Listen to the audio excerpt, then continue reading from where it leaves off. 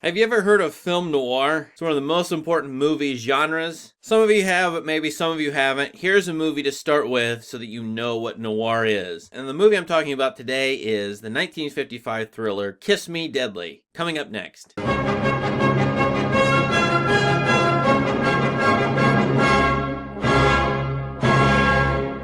Kiss Me Deadly is a highly influential movie. You'll know this because in the movie, when you find a mystery box and a character opens that mystery box, a lot of light, a lot of glowing light comes out of it. That's something that you'll find in Raiders of the Lost Ark, Repo Man, Pulp Fiction, and other later movies. Well, Kiss Me Deadly stars Ralph Meeker as the detective Mike Hammer. And at the time, this character of Mike Hammer was pretty famous. He comes out of a series of novels by Mickey Spillane, who was the best-selling author in the 1950s. An American author who sold millions of copies of books about this detective. And the key thing about this detective is he's not just an anti-hero, he's an amoral villain. Yes, that's right. The hero of this movie is actually a villain. He's one nasty guy who will blackmail and torture people to get what he wants. What he wants is really to enhance himself. You have only one real, lasting love. Now, who could that be? You. You're one of those self-indulgent males who thinks about nothing but his clothes, his car, himself.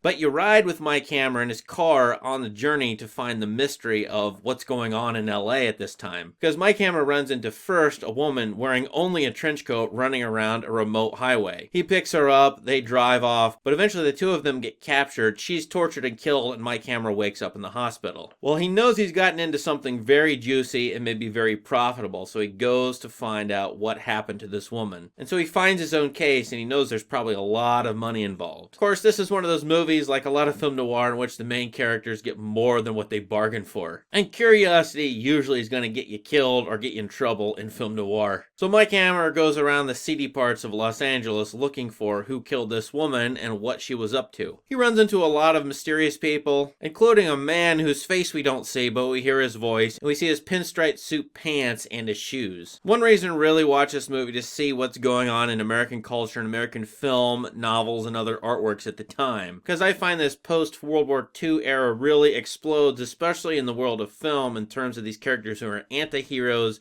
or just outright villains. You know, the ultimate anti-hero is that Clint Eastwood, man with no name character in the spaghetti westerns. But earlier in the 1950s, you got, say, Long John Silver in Treasure Island. Terrible guy, murders people, but yet is sort of a hero in that Disney kids movie. And here you've got a detective who goes 2 or 3 steps beyond the typical detective character. You know, Sherlock Holmes just wants to solve the mystery. And then there are good detectives like Agatha Christie's Poirot who just want to solve cases and stop crime. But then, of course, in the 19-teens, 20s, 30s, you get detectives in fiction and written fiction who are nasty people. And this Mickey Spillane character of Mike Hammer showed in this movie is really nasty. And that's part of the appeal of this movie. It seems to be so edgy for a 1950s American movie. In this movie, you get a lot of moody shots, a lot of shadows, checkerboard floors in hotels, weird-looking angled staircases, labyrinth-looking staircases. Mike Hammer runs into, I think, 4 different women. Each want to seduce him, but maybe want something more out of their seduction. Everybody's a liar in this movie. Everybody's covering up something, including even the police department. In short, almost nobody is good in any sense in this movie. And yet they're all going after this secret object, and it turns out to be this box with a glowing light in it. And this movie is pretty famous for its ending, in which, although I'll kind of spoil it here, that's okay,